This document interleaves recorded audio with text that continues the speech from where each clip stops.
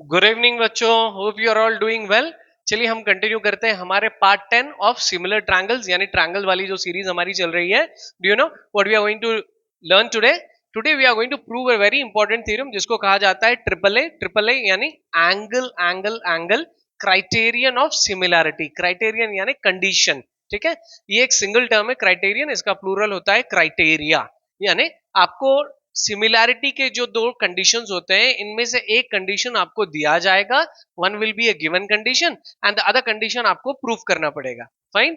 So before we dive into, let me tell you the importance, the significance of this theorem. ये theorem बहुत important है, state centre standard basic सभी के लिए बहुत important theorem है। ये एक नेम्ड थ्योरम है। हो सकता है कि sometimes they will give you only the statement, या फिर सभी कभी ये बताएंगे कि भाई state and prove triple A criterion of similarity. Fine. तो स्टेटमेंट भी आपको सीखना पड़ेगा। Okay, I make sure that कि ये आपके लिए बहुत आसान बनेगी। ओके, आई गारंटी यू कि इससे अच्छा एक्सप्लेनेशन आपको कहीं नहीं मिलेगा। फाइन। So let's start. तो यहां देखते हैं, ये कहते हैं, यहाँ स्टेटमेंट हमारी ये कह रही है कि this statement is in two parts. ये जो ब्लू वाला आपको टेक्स्ट नजर आ रहा है इसको गिवन इंफॉर्मेशन कहा जाता है। फाइन। और ये जो ब्लैक वाली इंफॉर्मेशन है ये होता है, क्या होता है, ये प्रूव करने वाली इंफॉर्मेशन जो हमको बताना है। तो पहले हम पढ़ते हैं गिवन।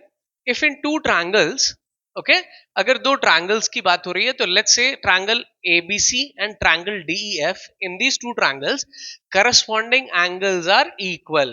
ठीक है, ये दिया गया कि करस्पॉन्डिंग एंगल्स इक्वल है, यानी angle A equal to angle D. ठीक है, angle A equal to angle D and angle B के लिए करस्पॉन्डिंग एंगल कौन सा है यहाँ पे, angle E. Fine. And third angle that is angle C के लिए करस्पॉन्डिंग क्या है यहाँ पे, F. Fine. So this is our given information. ये थ्री एंगल्स यहाँ पे आपस में इक्वल है, corresponding angles are equal. So what are we suppose to do? अब हमको क्या करना है, then the corresponding sides are in the same ratio. तो इसके जो करस्पॉन्डिंग साइड्स हो गए इनकी रेशियो सेम होगी। I write it over here and I will show you. अब बताइए ए बी के लिए करस्पॉन्डिंग साइड कौन सा है यहाँ पे, डीई। तो इनकी ratio that is A B by DE, okay, is equal to AC by DF, AC by DF, fine, equals to the last third corresponding side BC by EF. Fine. आपको ये prove करना है, right? ये दो क्या चीज है आपको पता है कि if you had to talk about the similarity between any two triangles, आपको उसके दो कंडीशंस आपको प्रूव करने पड़ेंगे। एक होगा करस्पॉन्डिंग एंगल्स इक्वल होनी चाहिए, corresponding ratios in, okay, equal होनी चाहिए, यानी corresponding sides are in the same ratio. तो ये दो कंडीशंस होते हैं। Out of these two condition एक कंडीशन हमको गिवन है, एंगल्स इक्वल है। फाइन। हमको प्रूव करना है कि sides, corresponding sides are in the same ratio. Hope you understood it. Fine. तो मैं वन मोर थिंग आपको बता दूं बिफोर वी प्रोसीड फर्दर कि ये थ्योरम प्रूव करने के लिए हमको तीन हमारी प्रीवियस लर्निंग्स का सहारा हमको लेना है। इसी के साथ, यानी कि इसके बिना हम ये थ्योरम प्रूव नहीं कर पाएंगे। व्हाट आर दे?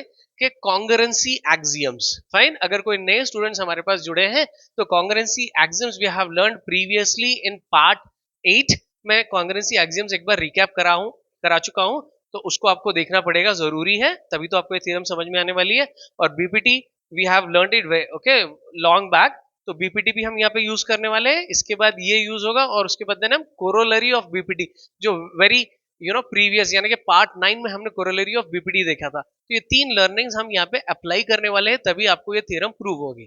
ठीक है। So make sure you visit the previous videos and watch that and you also remember it how to use it. ठीक है। चले, अभी तो हम सिमिलैरिटी बताने वाले हैं। So let's start with the construction. यहाँ पे हम कंस्ट्रक्शन से शुरू करते हैं। हम एक काम करते हैं, हमारी ये जो बड़ी वाली ट्रायंगल है DEF, इसमें हम दो पॉइंट्स लोकेट करते हैं। ओके, यहाँ पे और यहाँ पे एक पॉइंट हम लेते हैं। फाइन।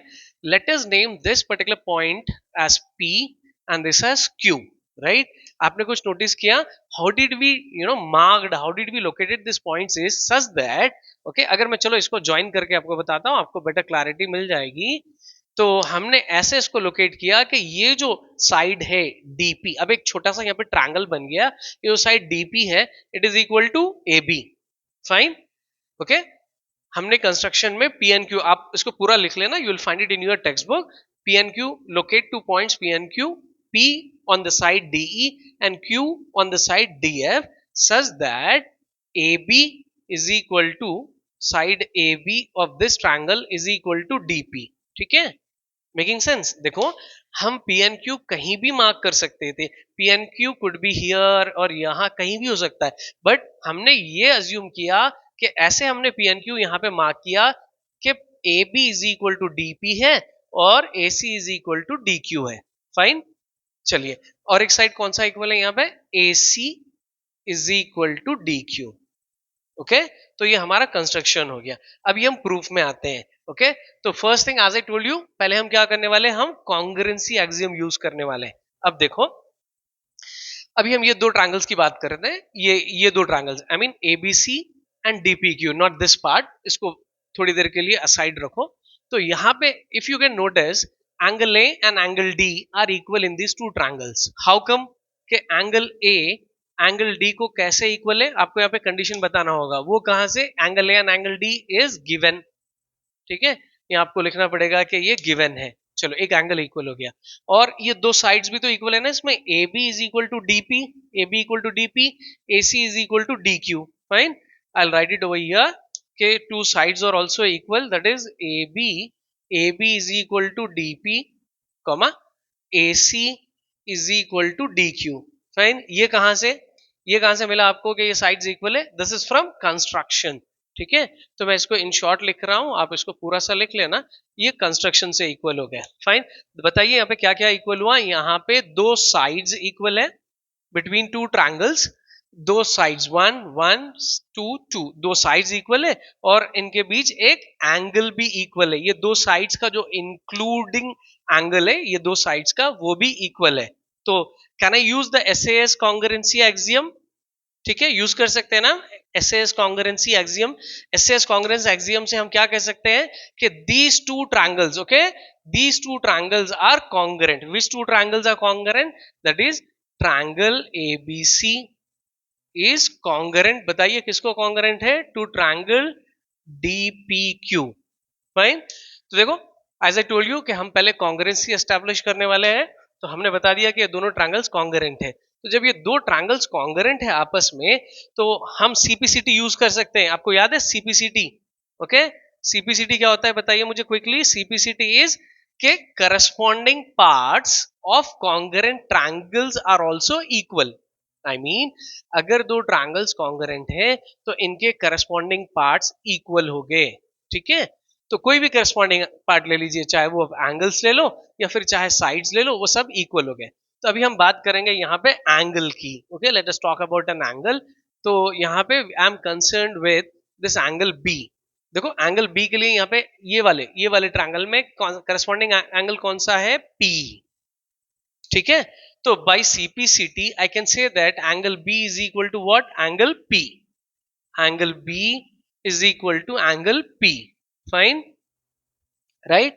बट अभी एक बार आप पीछे जाइए, एंगल बी देखो यहाँ पे गिवन में क्या था? एंगल बी किसको इक्वल है? ई को, right.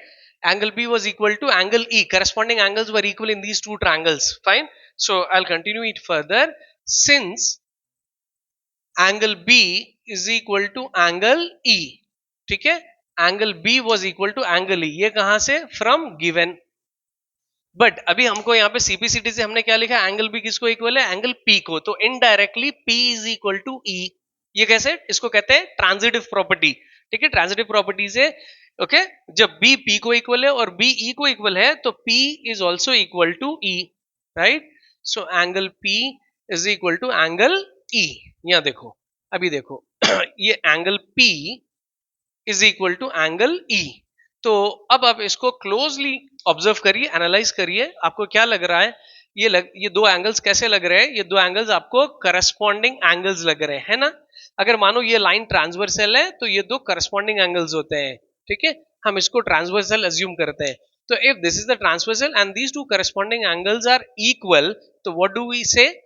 Okay, we can say that these two lines are parallel. ये दो लाइंस आपस में पैरेलल है. Which two lines? PQ is parallel to EF. Fine. So again you have to specify over here that angle P and angle E are what, they are corresponding angles, ये corresponding angles है, तो ये दो lines parallel हो जाएंगे, ठीक है। So it implies कौन से line, line P Q is parallel to E F, ठीक है। So the moment we say a line is parallel to one side of a triangle, so क्या स्ट्राइक होता है हमारे माइंड में कि हम BPT यूज करेंगे, okay. When PQ is parallel to EF by BPT, by basic proportionality theorem, क्या बताएंगे हम कि DP by PE, okay, I'll use other coloring, DP by PE equals to DQ by QF, ठीक है, D Q by Q F. चलिए BPT का role यहां खत्म हो गया। अभी व्हाट कम्स इनटू प्ले, अभी आएगा कोरोलरी, हम कोरोलरी ऑफ बीपीटी अब यूज करेंगे, ठीक है। यहाँ पे एक चीज आप नोटिस करें कि we are very close to what we are suppose to prove, हमको जो प्रूव करना है ना इसके बहुत करीब है हम। Let me tell you one more thing, यहाँ पे हमको जो तीन रेशियोज इक्वल प्रूफ करना है, हम तीन एट वंस नहीं प्रूव कर पाएंगे, हम फर्स्ट ये टू रेशियोज बता देंगे एंड देन फिर ओके अदर पार्ट में हम ये दो रेशियोज बताएंगे, यानी कि तीनों इक्वल। अभी हम क्या कर रहे हैं, we want to show these two ratios to be equal. तो ये देखिए A B by D E, A C by D F, तो ये जो डी पी और डी क्यू है ना, ये ए बी और ए सी है, ओके। अभी बताऊंगा मैं कैसे है कि this D P is A B, okay, and this D Q is A C, from where I will show you, don't worry, मैं आपको बताऊंगा कि हियर गिवन में देखिए D P is equal to A B, in place of dp I wrote ab and dq is equal to ac given में construction में, तो in place of this dq I wrote ac, right। so ये देखो we are very close, ab ac ये जो ratios equal है, बस इतना है कि हमको डिनोमिनेटर में यहाँ पे d और df चाहिए, जो कि अभी हमारे पास p और qf है। pe it is pe, हमको क्या चाहिए, पूरा सा de चाहिए, तो हम कोरोलरी यूज करेंगे। याद है ना, मैं पहले बता चुका हूं कि पार्ट 9 आपको कोरोलरी विजिट करना जरूरी है, तभी आपको ये समझ में आएगा, फाइन। सो देखिए I will make it very simple again for you. तो कोरोलरी हम अप्लाई करते हैं बीपीटी की, तो इसका हम इनवर्स लेते हैं ये दोनों रेशियोज को। आई मीन ये देखो जो पीई है ना, वहां पे हमको डीई चाहिए, पीई की प्लेस में हमको डीई, यानी पीई प्लस डीपी ये ऐड करना है, right. So we cannot add to the denominator, अभी हम डिनोमिनेटर को पी को डीपी ऐड नहीं कर पाएंगे, तो हमको क्या करना पड़ेगा, इसका इन्वर्स करना पड़ेगा। ये रेशियोज के रेसिप्रोकल्स हम लेते हैं क्योंकि न्यूमरेटर में ही हम कुछ ऐड कर सकते हैं। So let's take the inverse ratios, इसके हम रेसिप्रोकल्स लेते हैं, that is it will become P E by D P equals to Q F by D Q. So please specify here, इसको कहते हैं इन्वर्टेंडो लॉ, राइट। अभी आप देखिए अभी हम ये पीई बाई डीपी ये जो रेशियो है, let us add 1 on both sides, यहाँ पे +1 और +1 हम ऐड करते हैं दोनों साइड पे, तो ये 1 ऐड करेंगे और अब हम एलसीएम यूज करेंगे। By using LCM what can we write, you know, P E plus ये इधर मल्टीप्लाई हो जाएगा D P by D P, we are very close, do not worry. Similarly Q F plus DQ ये इधर मल्टीप्लाई होगा डिवाइडेड बाई डीक्यू, ओके। अब इसको हम यहां देखेंगे, विजुअलाइज करिए, P E plus D P, P E plus D P, okay, P E plus D P, can I replace it with completely D E लिख सकते हैं ना हम उसको, instead of writing in two terms, okay, हम इसको कंप्लीटली क्या लिखेंगे, डीई, हम स्ट्रेट अवे अभी लिखेंगे डीई, राइट। ये न्यूमरेटर डीई हो गया और ये डिनोमिनेटर आपका क्या हो गया, डीपी, ओके। इसी तरह क्यूएफ प्लस डीक्यू, यहां देखो क्यूएफ प्लस डीक्यू, ये होल लेंथ को हम क्या रिप्लेस कर सकते हैं, we can write it as DF, right. So हम इसको डीएफ लिखेंगे by DQ, that's it, okay. Just one more step, अभी हम इसको रिप्लेस कर लेते हैं, ये दोनों को डीपी और डीक्यू को, डीपी देखो from the construction DP was equal to what, AB, okay. So हम यहां पे लिखते हैं AP AB DF by DQ, DQ was equal to AC. Again आप यहाँ पे रीजन बता देना ये कंस्ट्रक्शन से, तो this is your first ratio, A B by D E, it is D by A P, AC by DF, this is DF by AC। तो क्या करना पड़ेगा आपको, इसका फिर से इनवर्स करना पड़ेगा, राइट। इन्वर्टेंडो यूज करते हुए हम ये रेशियोज को चलो इनवर्स कर लेते हैं दोबारा, क्योंकि we started with you know the same ratios, तो इसको फिर से हम रिवर्स लेते हैं, तो this will become AB by DE is equal to AC by DF। ये आपका फर्स्ट पार्ट आ गया, यानी कि फर्स्ट टू रेशियोज आपके AB by DE, AC by DF ये हो गए, ठीक है। तो यहाँ पे हमने कोरोलरी भी यूज कर ली, ये वाला कोरोलरी का पार्ट था। यहाँ पे क्या किया हमने, इसको रिवर्स किया, ठीक है।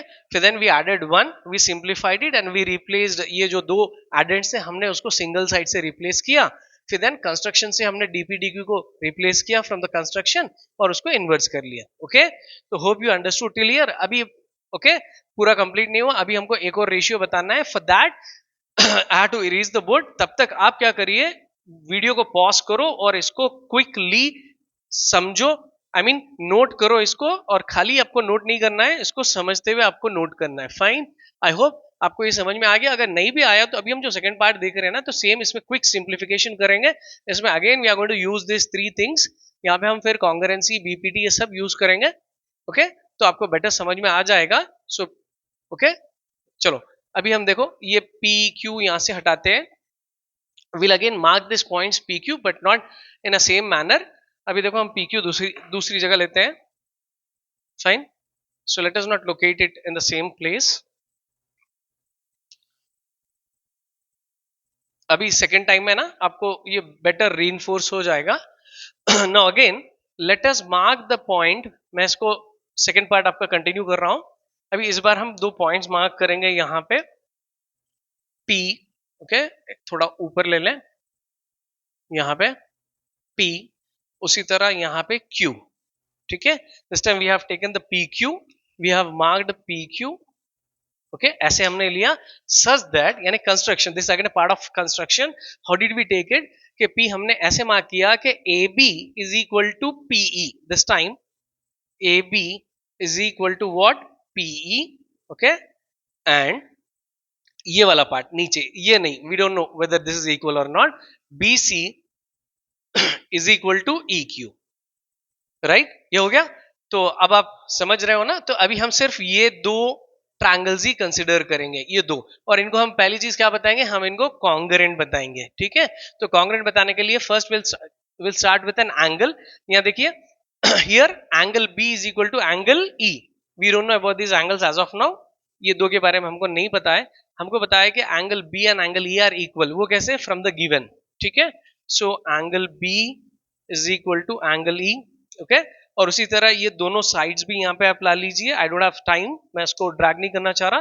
तो यहाँ पे I am concern about these two triangles and I am trying to show that these are congruent. तो कॉन्ग्रुएंसी का हम यहाँ पे again SAS congruency axiom use करने वाले हैं। इसके लिए हमको दो साइड्स और एक एंगल चाहिए। So between these two triangles, ये दो एंगल्स इक्वल है, तो A हो गया, दो साइड्स, तो ये दो साइड्स देखिए AB and PE are equal from construction. उसी तरह BC, okay, this BC and EQ are also equal. एक काम करते हैं, ऐसे लिख लें इसको, fine, these two are equal and this angle is equal, so I can use SAS axiom of congruency, ठीक है। तो देन SAS congruency के हिसाब से ये क्या हो जाएगा, triangle ABC is congruent to this time triangle PEQ, fine. तो हमारे पहली कॉन्ग्रुएंसी एक्सियम हमने यूज कर लिया। तो जब हमने बताया कि ये दो ट्रायंगल्स आपस में कॉन्ग्रुएंट है, तो अभी हम क्या यूज कर सकते हैं, अभी हम यूज कर सकते हैं CPCT। CPCT का मतलब क्या है कि corresponding parts of congruent triangles, when these two triangles are congruent, तो इनके corresponding parts भी equal होते हैं। तो अब यहाँ पे हम corresponding part क्या लेंगे, आपको पता है, चलिए जल्दी से बताइए मुझे। Angle C and angle Q। Angle C के लिए यहाँ पे एंगल Q corresponding है, ठीक है। So by CPCT I can take angle C is equal to angle Q, ठीक है। But already I know that from the given angle C was equal to angle F. Angle C was equal to angle F, right? So indirectly angle Q and angle F will be equal. So it implies angle Q is equal to angle F. अब ये triangle को अगर if you want to इसको आप 90 degree flip कर ले, ये ऐसे कर ले, और ये देखिए ये दो एंगल्स आपस में इक्वल है, यानी ये दो कौन से एंगल्स है, ये करस्पॉन्डिंग एंगल्स बन गए। ठीक है, क्या बन गई है, करस्पॉन्डिंग एंगल्स। तो ये जब करस्पॉन्डिंग एंगल्स बन गए तो these two lines are parallel. ठीक है, ये दो लाइंस पैरेलल है। विच टू लाइंस, क्यूपी या फिर PQ. PQ is parallel to what, DF। ये DF को पैरेलल है। ठीक है, द मोमेंट वी से द लाइंस आर पैरेलल तो हम क्या यूज कर सकते हैं, BPT। तो हम अब बेसिक प्रोपोर्शनैलिटी थ्योरम यूज करेंगे। सो बाय BPT आप क्या लिखोगे, रेशियोज आर इक्वल। कौन से ratios, EQ by QF, EQ by QF equals to EP by PD। ठीक है, तो अभी हम कोरोलरी यूज करेंगे। तो कोरोलरी के लिए हम क्या करेंगे, इनवर्स करेंगे रेशियोज का, that is QF by EQ is equal to BPD by EP, right. Then हम क्या करेंगे, यहाँ पे 1 ऐड करेंगे। ठीक है, मैंने पिछली बार आपको ये सारी चीजें डिटेल में बताई थी कि why are we adding all these things.